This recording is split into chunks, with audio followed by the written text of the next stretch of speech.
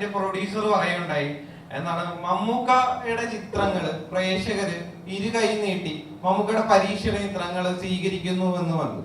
അപ്പം പക്ഷെ പ്രേക്ഷകർക്ക് അറിയാം, ആ സ്റ്റേറ്റ്മെന്റ് കേൾക്കുമ്പോൾ തന്നെ പ്രേക്ഷകർക്ക് അറിയാം എന്താണ്, ഞങ്ങൾ കണ്ട കാലം മുതലേ യഥാർത്ഥത്തിൽ ഈ ആക്ടർ അൺപ്രഡിക്റ്റബിൾ ആണ് എന്ന അർത്ഥത്തിൽ നമുക്കറിയാം, എന്തും ചെയ്യും എന്ന അർത്ഥത്തിലും നമുക്കറിയാം. അപ്പൊ മമ്മൂക്ക എങ്ങനെയായിരുന്നു ആ സ്റ്റേറ്റ്മെന്റ് കണ്ടത്?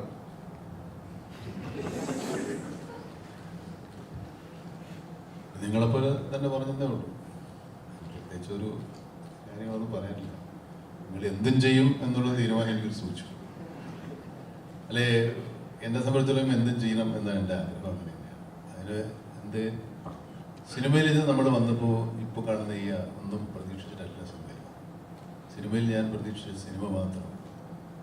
എനിക്ക് സിനിമ മാത്രമേ ഇഷ്ടമുള്ളൂ, ബാക്കി കിട്ടുന്നതൊക്കെ ബോണസാണ്.